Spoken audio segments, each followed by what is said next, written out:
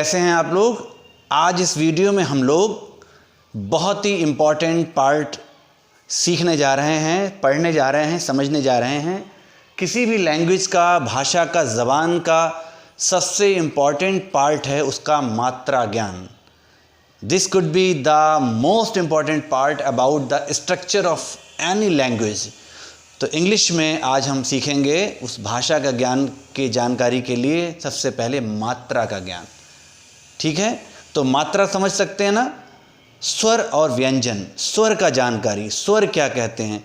जैसे संगीत में सुर होते हैं, सारे गामा पाधा नीसा, तो सुरों का ज्ञान संगीत की शिक्षा देता है और स्वर का ज्ञान भाषा की शिक्षा देता है, लैंग्वेज की शिक्षा देता है। तो आज हम सीखने जा रहे हैं इंग्लिश लैंग्वेज के स्ट्रक्चरल मेथड को, the basic of all the basis, the fundamentals, which is about the knowledge of vowels and consonants। तो vowels जैसा कि हम सबको पता है होते हैं स्वर और consonants होते हैं व्यंजन। तो इंग्लिश में स्वर कौन से हैं? ए, ई, आई, ओ एंड यू, ये 5 जो हैं कहलाते हैं वॉबल्स। और इसके अलावा जो बाकी 21 जो हम स्टार्ट कर सकते हैं बी, सी, डी से लेकर टू जेड, जो रेस्ट 21 लेटर्स हैं, ये कहलाते हैं कॉन्सोनेंट्स या व्यंजन।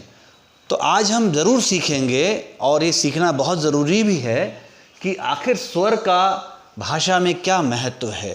स्वर का भाषा में वही महत्व है जो हमारा आज इस वक्त आपसे बातचीत करने में, जो हम बीच में एक कम्युनिकेशन का जो मीडियम है, जो माध्यम है, वो है हमारी भाषा। कि मैं आपसे कुछ कह रहा हूँ और आप मेरी बात को सुन रहे हैं और समझने की कोशिश इसलिए कर पा रहे हैं क्योंकि सुन पा रहे हैं। तो ये उच्चारण है ना, ये प्रोनाउंसिएशन जो है, जिसे हिंदी में उच्चारण, उर्दू में तलफ़ुज़ कहते हैं, ये होता है स्वर से। तो किसी भी लैंग्वेज का स्ट्रक्चर डिपेंड करता है कि वो स्वर कौन से हैं और उनको कैसे हम यूज़ करते हैं, कैसे हम उसे बोलते हैं। तो इन दोनों में डिफरेंस क्या है, पहले तो हम ये समझ लें। जैसे मैं एक सेकंड में समझाना चाहूँगा, ज़्यादा टाइम नहीं लूँगा आपको। बेसिक चीज़ कि जैसे हम लिख रहे हैं ए और दूसरी ओर हम लिख रहे हैं के, हम लिख रहे हैं ई और दूसरी ओर हम लिख रहे हैं बी या सी, ठीक है, या हम लिख रहे हैं यू और दूसरी ओर हम लिख रहे हैं क्यू। तो यहां हम ये समझ लेंगे कि ए, ई और यू जो हमने लिखा है वही बोला है। हम लिख भी रहे हैं ए और हम बोल भी रहे हैं ए। इसका मतलब ये जो लेटर है, ये जो अक्षर है, ये स्वर है, या हम ऐसा कह सकते हैं इस अक्षर के पास अपनी आवाज़ है, अपना स्वर है। The letter has its own voice, इसकी खुद की एक वॉइस है, आवाज़ है। दूसरी ओर हमने लिखा था के, मगर आवाज़ आई हमारे अंदर से ए। तो के एक ऐसा लेटर है, एक ऐसा अक्षर है जो व्यंजन है, जिसके बोलने में सुर की ज़रूरत पड़ती है। या हम ऐसा कह सकते हैं कि के बिना ए को प्रोनाउंस किए हम नहीं बोल सकते। हम ऐसी बी और सी जब बोल रहे हैं तो हमारी आवाज़ निकल रही है ई की, तो ई स्वर है, सुर है, और ये व्यंजन है। हमने लिखा क्यू मगर हमारी आवाज़ आई यू। तो डियर वंस, आप ज़रूर समझ गए होंगे अच्छे से कि क्या डिफरेंस है स्वर और व्यंजन में, या वॉवल्स में और कॉन्सोनेंट्स में। अब हम अगली चीज़ सीखना चाहेंगे कि आखिर इन स्वर और व्यंजन से हम मात्रा ज्ञान कैसे करते हैं, या किसे कहते हैं मात्रा ज्ञान। तो आइए हम कॉन्सोनेंट सारे मिटा देते हैं और केवल हम स्वर रखते हैं। स्वर का मतलब यहाँ पर है मात्राएं। कैसी होती हैं मात्राएं, आइए इसका यूज़ करते हैं हम। जब हम हिंदी लिखते हैं तो आपको कुछ याद करा दें। जैसे हमने लिखा होगा आ, ई, ऊ, ओ, औ, अंग और आहा। इन्हें हमने स्वर में पढ़ा होगा ना। ये हिंदी में स्वर हैं।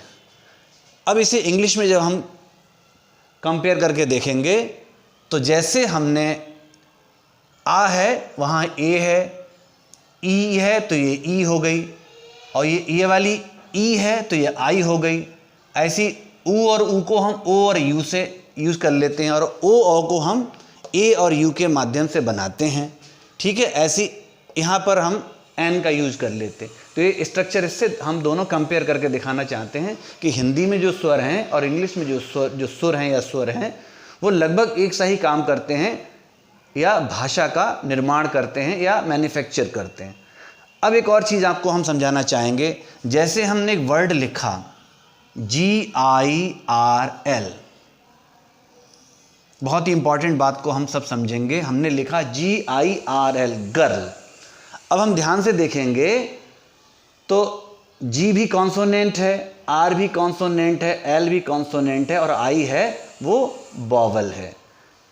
तो हम ऐसे समझ लें कि जो स्वर हैं वो सीमेंट का काम करते हैं, और जो व्यंजन है वो ईंटों का काम करते हैं। यानी ईंटों से मिलकर जब हम कोई दीवार बनाते हैं तो स्वर वहाँ पर सीमेंट का, उन्हें जोड़ने का काम करते हैं। या हम ऐसे भी समझ सकते हैं कि बिना स्वर का यूज किए हम कोई शब्द पूरा सही से नहीं बना पाएंगे, हमें किसी ना किसी स्वर की आवश्यकता पड़े ही पड़ेगी। कम से कम ए तो सब में प्रोनाउंस होता है, ठीक है, या ई आई ये होते ही हैं। तो हम इंग्लिश का जो बेसिक स्ट्रक्चर ये है कि इसमें जो कॉन्सोनेंट होते हैं वो प्रोनाउंस होते हैं, कॉन्सोनेंट प्रोनाउंस होते हैं, कॉन्सोनेंट उच्चारित किए जाते हैं, बोले जाते हैं, लेकिन जो वॉवल होते हैं वो बोले नहीं जाते, वो सपोर्ट में रहते। जैसे हम बोल रहे हैं गर्ल, गा रा ला, बहुत ध्यान से हमने बोला गा रा ला, लेकिन हमने आई नहीं बोला।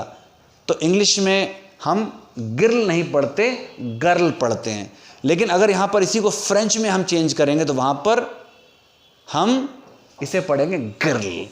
इसका मतलब वहाँ पर वॉवल्स प्रोनाउंस होते हैं, वो जस्ट अपोजिट लैंग्वेज है, बट इंग्लिश में कॉन्सोनेंट प्रोनाउंस होते हैं। ठीक है, तो इसका मतलब ये समझ लें कि इतना इम्पॉर्टेंट है। जैसे हमने एक वर्ड लिखा SIN, अब हम कहेंगे इसमें हमने पढ़ा सिन, तो हम आई की आवाज़ तो की हमने, तो यहाँ आई सपोर्ट कर रहे हैं, लेकिन हम बोल रहे हैं सा और ना। लेकिन जैसे ही हम ई लिखते हैं तो हमें बोलना पड़ता है साइन, सा एन और ई, तो दोनों सपोर्ट करके एक वर्ड को चेंज कर देते हैं।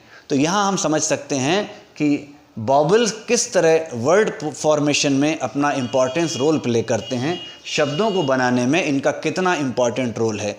बिना वॉवल्स के हम कोई फॉर्मेशन ऑफ वर्ड्स नहीं कर सकते, और ये कितना इम्पैक्ट करते हैं ये आप समझ रहे होंगे। एक और चीज़ देखिए, बड़ा अक्सर हम कंफ्यूज होते हैं। हम लिखते हैं CEL तो ये हो जाता है सेल, लेकिन जब हम लिखते हैं CAT तो ये हो जाता है कैट। तो वॉवल्स में सी के बाद अगर ई आती है या आई आता है तो सी सा बोला जाता है, ठीक है। लेकिन जब ए आएगा या यू आएगा, जैसे हमने लिखा CUT तो बोलते हैं कट। तो ए और यू के समय सी का बन जाता है, लेकिन ई और आई के समय सी सा बन जाता है। तो हो गया AEIOU। ऐसी ओ लिखेंगे तो होगा कॉप। तो ई और आई जब लगेगा सी के बाद तो सी को सा बोलते हैं, लेकिन ए यू और ओ होगा सी के बाद तो ये का बन जाता है। तो ये इंपॉर्टेंट है, बड़ा इंटरेस्टिंग है। इंग्लिश कहावत है ना, ये PUT पुट है बट BUT बट है, ज़माने का दस्तूर कितना उलट है। तो English is very funny language, जैसे अमिताभ बच्चन साहब ने नमक हलाल में कहा था, वास्तव में फ़नी लैंग्वेज है कि बहुत ही समझ के, बहुत ही सोच के ये सीखना पड़ता है कि हम कहाँ पर किस वर्ड को कैसे प्रोनाउंस करेंगे। ठीक है, आइए कुछ मात्राओं को और हम आप चाहते हैं कि सीख लें, वो हम ऐसे सीखेंगे कि जैसे हमने मात्रा लिखेंगे, हमें लिखना है आ तो हम लिख देते हैं ए, लेकिन जब हम लिखते हैं बड़ा आ तो हम कर देते हैं डबल ए। हमें जब ई लिखना होता है तो ई जो है, यानी कि ई की आवाज़, मज़े की बात है, आई से बनती है। ई की आवाज़ आई से यूज़ करते हैं। हमने लिखा सिन, हमने लिखा सिन, लेकिन हमें चाहिए थी ई तो हमने आई लगाई। लेकिन जब हम बड़ी ई लिखना होता है तो बड़ा इंटरेस्टिंग है, कई बार डबल ई से बनती है ये, कई बार आई से बनती है और कई बार तो वाई से बनती है। तो डबल ई, आई और वाई दोनों मिलकर, तीनों में से कुछ ना कुछ जो है बड़ी ई की मात्रा को बनाते हैं। ठीक है, तो ऐसी जब ऊ लिख रहे होते हैं तो यू का इस्तेमाल करते हैं, और जब ऊ लिख रहे होते हैं तो डबल ओ का इस्तेमाल करते हैं, और ओ लिख रहे होते हैं जब तो ओ का यूज़ करते हैं, लेकिन जब औ लिख रहे होते हैं तो ए और यू का यूज़ करते हैं। अंग के लिए हम एन का यूज़ बहुत करते हैं, और आ के लिए हम ए एच का यूज़ कर सकते हैं। ऐसे ही अगर हम शाह लिख रहे होते हैं तो वहाँ हम के एस एच का यूज़ करते हैं, और अगर हम त्रा लिख रहे होते हैं तो टी आर ए का यूज़ करते हैं। मज़े की बात, जब हम ज्ञा लिखते हैं तो आजकल तो ये भी ज्ञा है जी आई ए, और जी वाई भी ज्ञा हो जाता है। तो इस तरीके से हम वर्ड फॉर्मेशन करेंगे और मात्रा का ज्ञान करेंगे। बिकॉज अगर हम ये मात्राओं का ज्ञान समझ लेंगे तो इंग्लिश का या किसी भी भाषा का वर्ड फॉर्मेशन हम बहुत अच्छे से सीख लेंगे। आई होप इस वीडियो में आपने वोवेल कॉन्सोनेंट्स की हेल्प से वर्ड फॉर्मेशन का कुछ ना कुछ ज़रूर सीखा होगा। अगर आपको अच्छा लगा हो तो प्लीज़ वीडियो को लाइक ज़रूर करें